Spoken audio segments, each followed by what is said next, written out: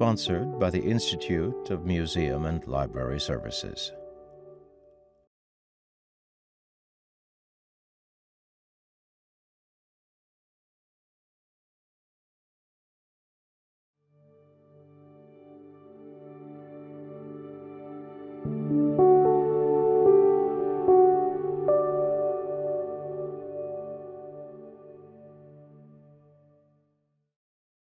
Hello, my name is Adeline, and I'm a junior at Postville High School. I'm actually a rising senior, and welcome to the National Book Festival. I'm here with Traci Chee. Would you introduce yourself?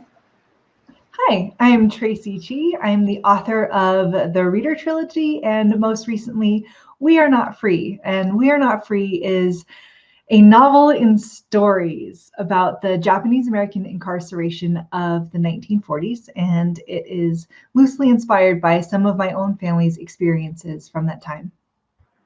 Okay, so my first question is, what book or author opened the world to you when you were a kid, or what kid's book or author have you read recently that opened a new world to you? Oh boy, this is a challenging question. Thank you very much to pin down just like one book. I would say that when I was a kid, someone in my family gave me this book called The Best Bad Thing by Yoshiko Uchida.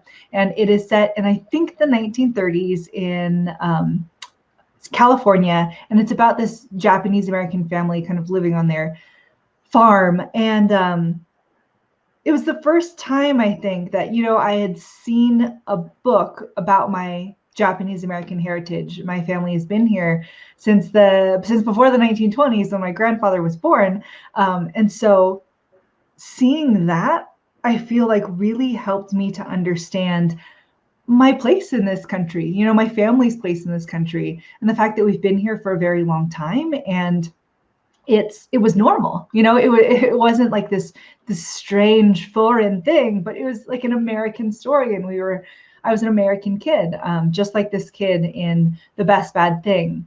And then I would say I had a similar experience recently, within the past 5 years, reading Under a Painted Sky by Stacey Lee. And Under a Painted Sky is a YA novel about this Chinese American girl who is kind of going west on the Oregon Trail. She's on the lam because she has committed a crime. And to see, a Chinese American girl like me going through kind of like this westward expansion that I learned about, in California history, again, felt so affirming, and so also eye-opening, right? To say, like, look, we have been here a very, very, very, very, very long time. Like, we have made our mark on this country, and that felt kind of revolutionary. So those two experiences, I would say, out of all the books that I've read, which is hard to pin down, but thanks. Yeah, I definitely, as like a Chinese American teenager myself, I definitely value representation in the media, and whether it's books or shows or movies. I definitely value it a lot because growing up, I haven't seen a lot of it. So every time I see it, I just get really excited. So I think that I'm so glad, that these things are changing, right? We are seeing more of us. We are seeing more of these little subtle details about our lives and our experiences. And I think that is so, so beautiful. Could you describe your inspiration for We Are Not Free, and maybe explain the process between an early idea that you had for the book and its final product as we see today? Oh boy. Again, a big question. Thank you. I would say, let's see, kind of the seed of this book actually goes way, way, way, way, way back to when I was 12 years old. Until that point, even though my Japanese American family had been incarcerated in these camps in the 1940s, it wasn't really something that they talked about. And so I didn't really know that it had happened and that it had affected them in these really, really deep and powerful ways until in 1997, the San Francisco Unified School District decided to award these honorary diplomas to people like my grandfather who should have graduated, from their schools if they hadn't been evicted and forced from their homes and then sent to these camps. And I don't remember that much about, learning the history at that time or even seeing the ceremony. I do remember, though, reading the newspaper because the newspaper had done this article about it. And in it, they had interviewed my grandfather. And he had said, "Where were the bleeding hearts in 1942? And I was like, "Hey, Mom, what does this mean? What's a bleeding heart?" And she was like, "Well, a bleeding heart is someone who cares about someone." And I was like, "Okay, that sounds nice." Except, even in a newspaper article, and even me at 12, not knowing this idiom, could sense, this really, really deep well of anger that my grandfather still had 55 years later. And so it was that anger that stuck with me. That was the thing that I remembered as my first introduction to learning about the incarceration. And so as I grew up, I learned a little bit more and a little bit more. I heard some family stories from that time. I went on a pilgrimage to Topaz, where my grandparents were incarcerated, which is where a bunch of the survivors of the camps and their descendants, and now pilgrimages are being opened to the public.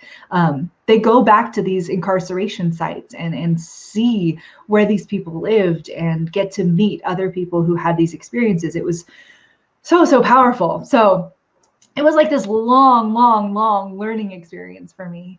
And then in 2016, I had just published the reader, and I was trying to think about what my next project would be. And I wanted to write about the incarceration camps, but I didn't really know how I was going to do it, and so I started interviewing my relatives, at least the ones who were, still alive, because they're getting up there. And so in collecting those stories from them and sitting down with my great aunts and uncles and my grandma, I got so many incredible stories, just so many little details about their lives and, their sorrows and also their joys and their hardships, right? And the things that they celebrated, all within the span of like these years from 1942 to 1945. And I thought, oh dear, this has made my job even more complicated, because how can I pick, right? How could I pick from all of these amazing stories just one to focus on? And so I sat with that for a while, and I was like, I don't know how to write this. I don't know how I can cram all this into one point of view.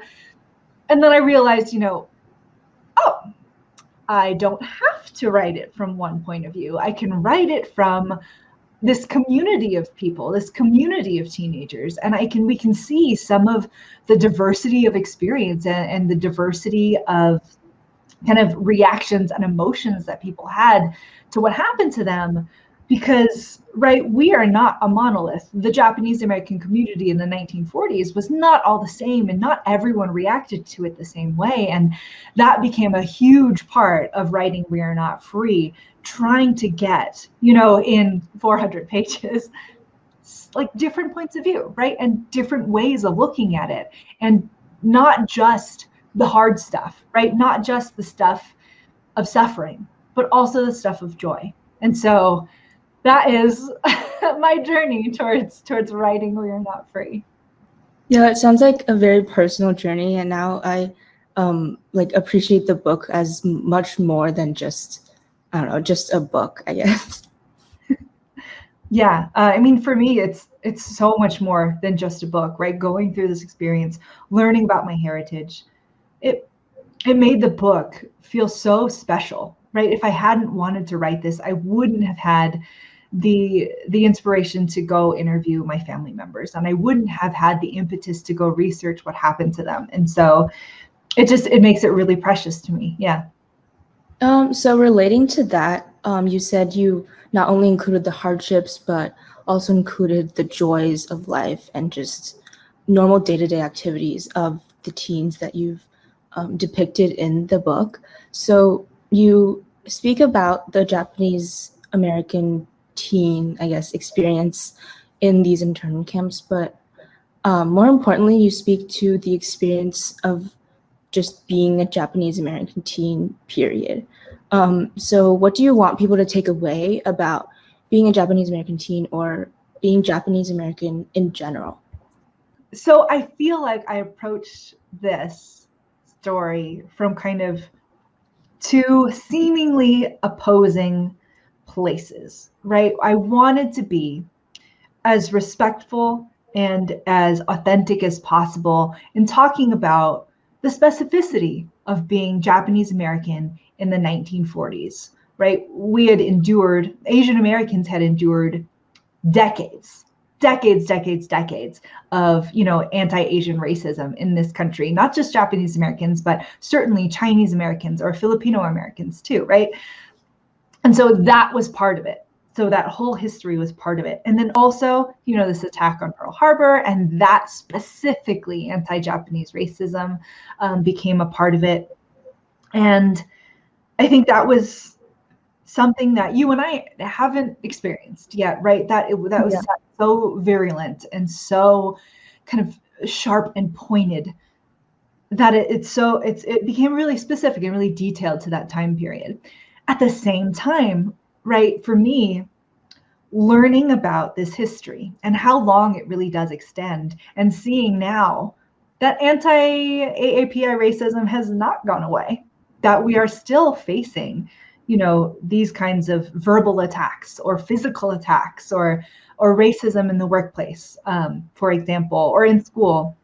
It made me think that if I wanted to write about the specifics of the 1940s while also casting a light on us here in the 21st century, right? To show that kind of some of the things that they went through, we are still going through. We are still having to contend with people shouting at us on the street, right? We're still having to contend with, like Minnow does in the first chapter, being jumped while walking home, right?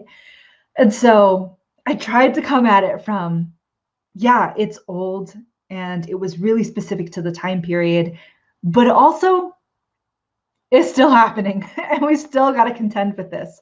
And so it's my hope that by talking about kind of the specifics of being Japanese in America and being a Japanese American teenager, right? But still being American and trying to show how we have to navigate trying to be, at least for some of these characters, right? Trying to be perfect, right? Trying to show that we are American and that we belong here. Even if we were born here, right? It's still challenged over and over again.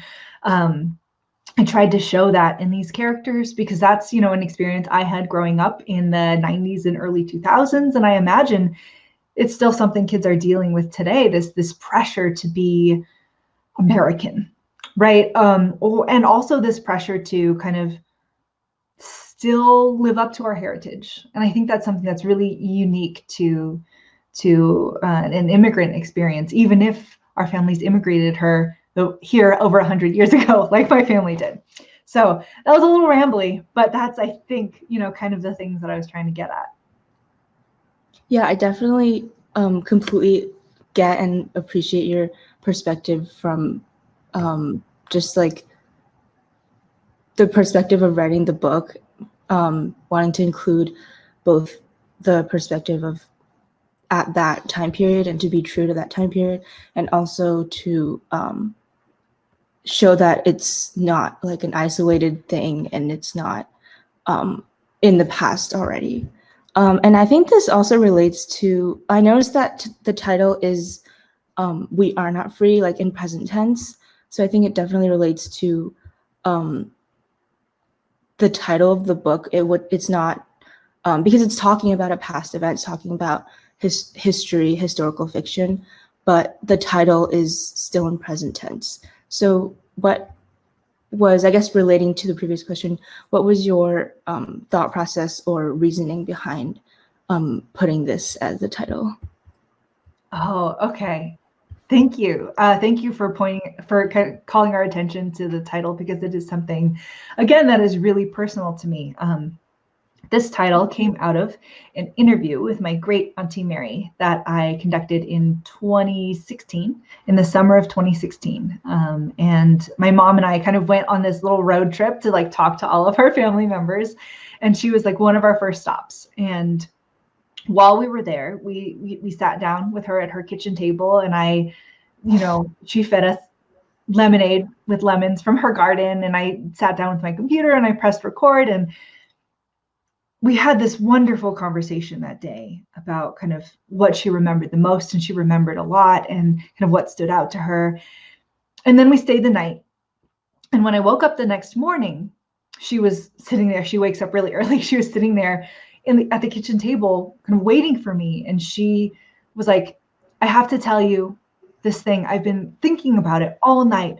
What is the thing that I really want to say about what happened to me? What is the thing that I really want you to remember about the incarceration camps and our experiences? And she told me the story where in 1942, she was a junior. She was a junior in high school, and she was taking the civics class. And in this civics class, her teacher kept telling her and her fellow students, they were so lucky.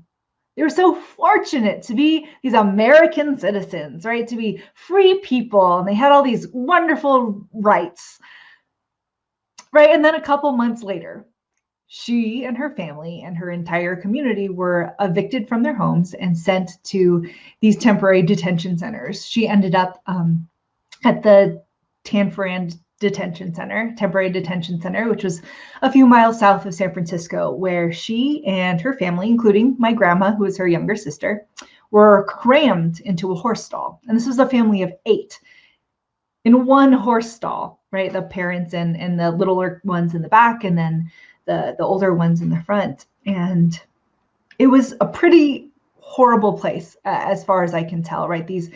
These were humans, right? Living in animal pens.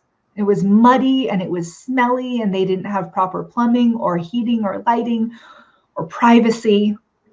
And so kind of later on, she spent a good few months there. And as people were starting to be moved out to the incarceration camps, the more permanent incarceration camps like Topaz, her friends were moving out of camp, and she was feeling lonelier and lonelier. And during that time, she would climb to the top of this grandstand, right? Because it was an old racetrack. She'd climb to the top of this grandstand and she'd look out over the city. And it was this free city, right? With all these free people just, kind of going about their business. And she would sit there and she would cry, thinking to herself, I am not free. And this is the thing that she wanted to tell me, the thing that, she had thought all night about. I am not free. And so, that was, I'm getting a little teary-eyed. That was the moment she wanted to impress upon me. And it really stuck. As I was writing this book, I gave that sentiment, that moment to one of my characters, Yum Yum, in the chapter about the Tanforan Temporary Detention Center. I am not free.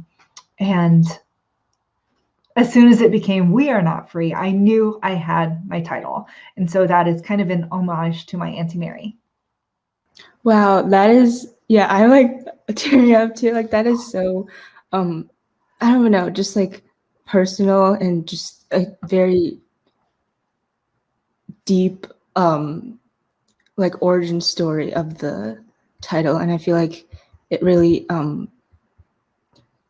does justice to the book and everything that it represents and everything that it's about. Thank you. I know you talked about interviewing a lot of your family members and your relatives for the research process of this book, and just getting their stories and hearing their stories, and just wanting to tell everything. I know you must have done a lot of research to write this book. So could you tell me a little bit about what your research process was like?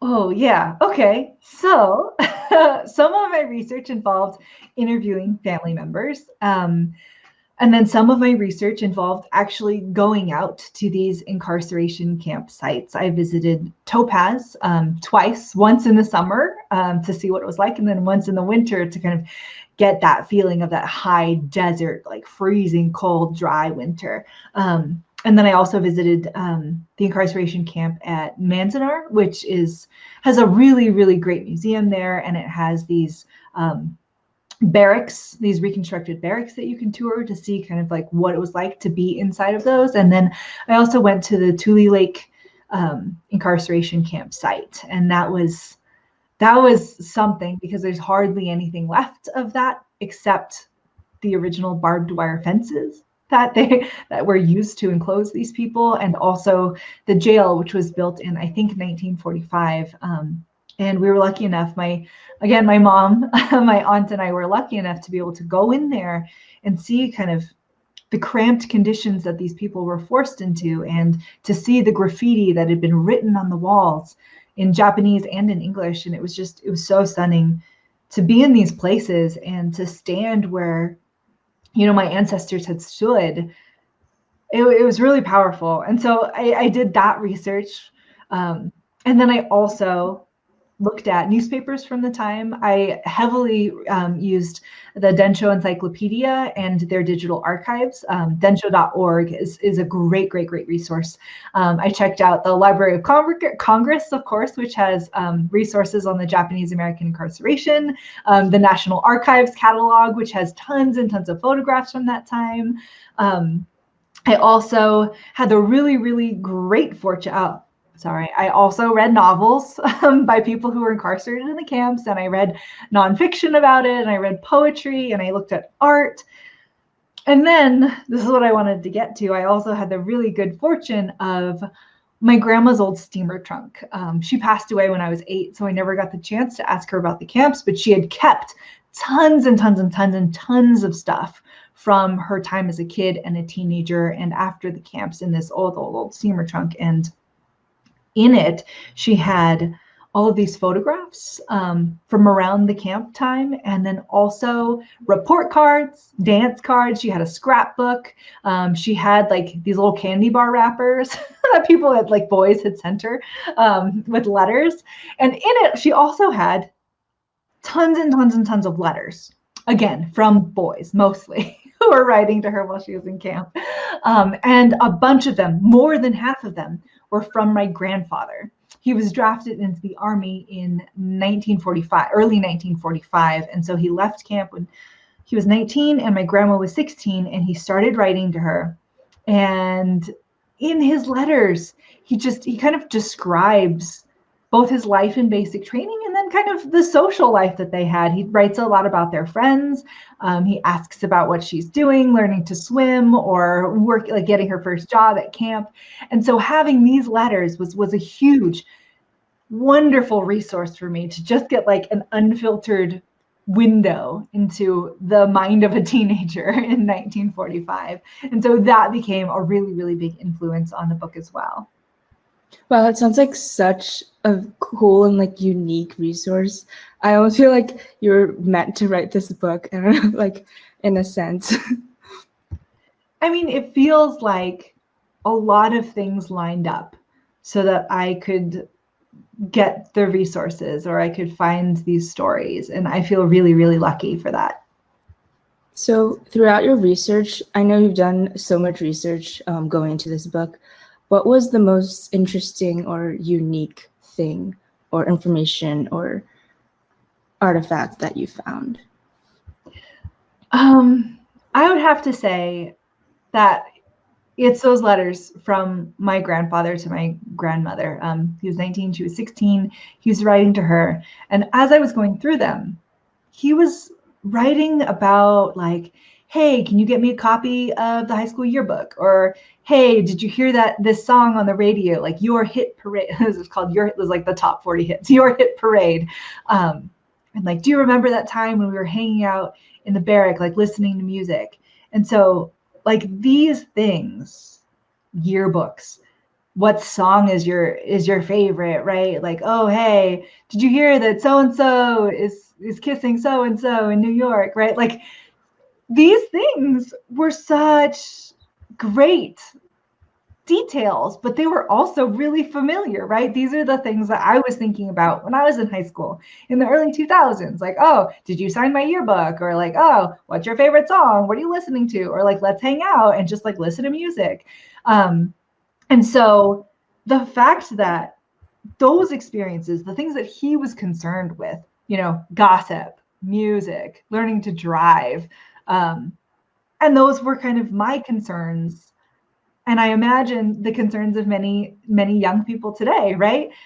It really stuck with me. They were just kids.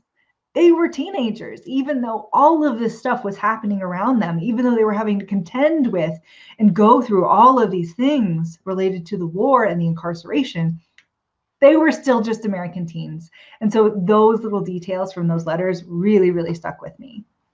So you mentioned your grandpa was drafted to the military during that time period of the incarceration camps.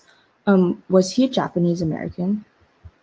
Yeah, my grandfather was Japanese American, born in the 1920s. And so here's what happened. Here's a little history story that was new to me when I was doing this research. And so after Pearl Harbor, Japan attacks Pearl Harbor, the US declares war. And during that time, like December 1941 to early 1942, what happens is that even though Japanese Americans who were born here, like my grandparents, right, they should be considered American citizens, but they were reclassified as what's called 4C, or enemy aliens. And this made them, for a while, ineligible for service, for armed service, right? So even if people who were Japanese American wanted to enlist after the attack on Pearl Harbor, they were unable to because of their classification as 4C, just like actually their immigrant grandparents or their immigrant parents or grandparents, the Issei, the first generation of immigrants here who were not allowed to become naturalized citizens because of these pre-existing racist laws. They were just kind of like their immigrant parents and grandparents who were the first generation to come to America and who were denied naturalized citizenship. They could not legally become American citizens because of these pre-existing racist laws. And so that didn't change, right, for a very long time, for more than a year. Japanese American citizens, people who were born here, were not allowed to enlist in military service. That changed in early 1943 when the US government decided to form this all Japanese American combat unit. It would later become the 442nd Regimental Combat Team and the 100th Infantry Battalion. Very, very famously, the most decorated unit of its size in American military history. And so they asked for all of these volunteers, like, you can come volunteer for the Army. We're changing your classification. You're not 4C enemy aliens anymore. You can volunteer. It'll just be Japanese Americans, and it'll be your opportunity to prove to the country that you are very loyal and patriotic, just like anybody else. And there's a lot of problems with how this was done, right? To have this segregated fighting unit. But, you know, many people, thousands of young Japanese American men did sign up. They did volunteer, and they did go to war in Europe. And their exploits there, the things that they did and how well they did them, really convinced a lot of people in the US government that, oh, hey, we should be having these people fight for us. So let's start up the draft again. And so I don't know if it was like in late 1944 or early 1945. It was sometime around then. The US government was like, okay, all of you young Japanese American men, you are still in camps, sorry, but now we can draft you. And so my grandfather was one of those young Japanese American men who was eligible for the draft now. And so he was drafted out of camp. Yeah, I feel like I've always I've actually thought about this before, like the perspective of a Japanese American in the American military.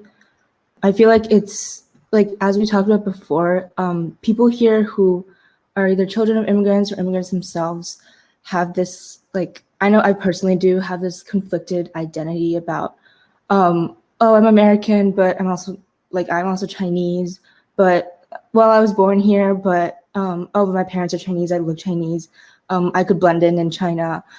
So I guess that's a super interesting perspective, thinking about the motivations of the people who served, and like you said, how they did what they were doing and were super loyal and super patriotic and did it super well. Yeah, that's something that I hope came through in the book, when some of the characters are signing up to volunteer for the 442nd Regimental Combat Team. They have a variety of reasons, right? Some of them do want to prove, yes, we are American, yes, we are patriotic, yes, we are loyal, we are willing to die for this country. And some of them are like, hey, I get paid more as a private in the Army than any job I could get here in camp. And so that's the money is what's important to me. And then some people were just like, I've got to get out of here. I cannot stay behind this barbed wire for another who knows how long. So I hope that came across, because it felt to me like there were a lot of reasons to enlist. Yeah. And so I tried to represent a little bit of that diversity. So I did a little bit of research, not that much. I know there in 1998 there was legislation for reparations to Japanese Americans, and this is decades after the war was over. So I guess I just kind of want to know, like, do you think these reparations do justice, or in other words, are they enough for just, well, do they serve their purpose, I guess? Oh boy. I actually don't know if this is something that I am qualified to answer, right? Because I wasn't in the camps, and so I don't quite know. I'm fourth generation, and so I'm a little bit farther removed from it. But here's the effect that I saw, or it seems to me that I saw in my family, right? These throughout the 1980s, there was this commission to study the effects of the incarceration on the Japanese American community. And then I think in the late 80s, they came out with like, yes, it did affect them very poorly. They should be compensated because they lost so much, and we should do something about that. We should issue a formal apology, which I think came in 1988, and then also issue monetary financial reparations to the survivors of these camps. And in my family, what I observed is that people were glad to get this apology, right? They were glad to get this money, but there were problems with that money too, right? It was only for people who had actually been through the camps, and so many people had already passed away by that time, because it was almost 50 years later at that point. And so children of people who were in the camps weren't eligible for this reparations money. And that, I think, seemed to be a problem, seemed to be a huge problem. And then also, right, compared to the years of shame and the years of livelihoods lost and the trauma of having to live through this experience, I don't know that anything could really make up for that. You know what I mean? And I think that's hard. But I do think that the formal apology made a difference. Like this formal apology from the US government saying this was wrong. We should not have done this to you. I think it did help to start healing, at least my family, because after, the early 90s, which is when my grandparents got their reparations, I think they started talking about it more. I think they were a little bit more open about it. They didn't have, it seemed to me, quite as much shame. And I don't know if this is the same for, I'm sure it's not the same for all of the Japanese American families who were impacted by this, but I did see, at least it seemed to me, a shift in their thinking about what happened to them. And they were a little bit more open about it. And that enabled me, in 2016 to interview them. And they were willing to share these stories with me. They weren't as closed off as they were when I was growing up. And so I think that their willingness to share these stories, these willingness to say, yes, this happened to me. Yes, I'm angry about it. Yes, it was hard. I think that is, for me personally, kind of the biggest gift.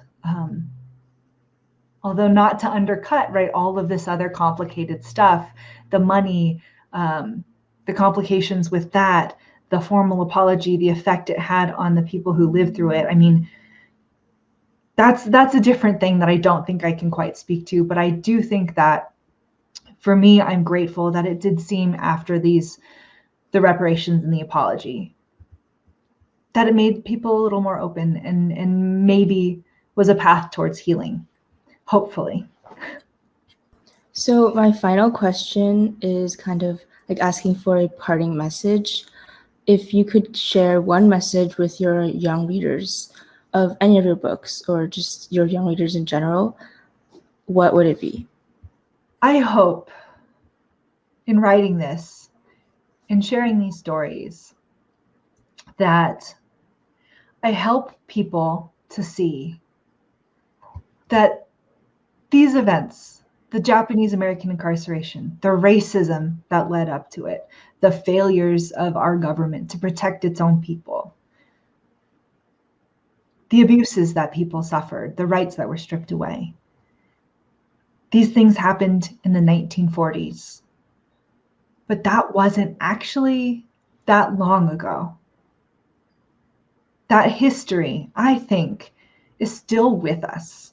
And this is something that I discovered as I was doing the research for it and as I was writing it. And so what I hope that people understand when they read this book is that, yeah, it happened almost 80 years ago, but it's still with us today. We're still living this history. We're still facing anti-AAPI racism in this country, where people are still being put into detention centers. People are still being rounded up or profiled because of the way that they look. And so I hope that shows us that history is long and it's deep and it's still with us, and that we still have a job to do, right? It's not over. We still have actions that we should be taking and things that we should be learning, because it hasn't stopped. And that means it's our responsibility now to stop it. Thank you so much, Traci, for being here and having this conversation with me. I know I definitely learned a lot. And thank you, everyone, for watching. Adeline, this was so wonderful. Thank you for your questions. And again, thank you, everyone, for being here. It was really a pleasure.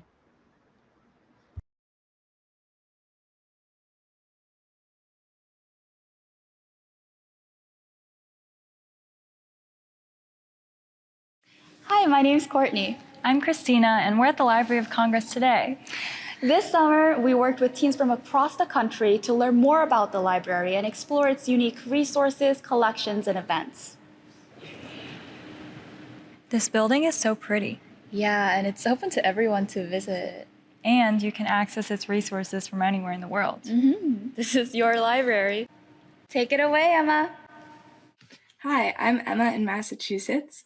The library's website has a ton of digitized materials you can access from anywhere. Just do a search and see what you can find. Whether you're completing a project or just looking for a picture, the library has hundreds upon thousands of materials ready at your fingertips. You're on, Eddie. Hello, I'm Etty from Texas, and one of my favorite resources on the library's website is Chronicling America, a searchable collection of historical newspapers. I was especially amazed by this one, College Students' Activism During the Civil Rights Movement. This is a fantastic resource for school research papers. Your turn, Nina. Hi, I'm Nina in Ohio. Do you have an undying curiosity about all things past and present? The library's website features lots of research guides. Like this research guide about past Olympics. Did you know that the Olympic Games were canceled during World War I and World War II? And the 2020 Olympic Games were postponed due to the COVID-19 pandemic. Now they're ongoing, which is great. Take it away, Karen. Hi, I'm Karen from New Jersey, and I found this film of a gay pride march from 1968 fascinating. This was a year before the Stonewall Uprising. There's so much to explore. And if you love history and want to do more, you can help transcribe and tag documents to make them more accessible for others with the Libraries by the People project. As you can see, the library isn't just for people who live in DC, researchers, and members of Congress. And it has more than just books. It holds newspapers, photographs, video and sound recordings, maps, manuscripts, and more. And the library isn't just about the past, it celebrates things about today. Every year, the National Book Festival features many authors and the stories they have to share. You can connect with your favorite authors and their work by watching an interview or listening to a podcast anytime, or by joining a live Q&A during the festival. And there are also live events here at the building if you're in the Washington, D.C. area. So the Library of Congress is your library. Your library. Your library. Your library. Your library. Your library. Your library.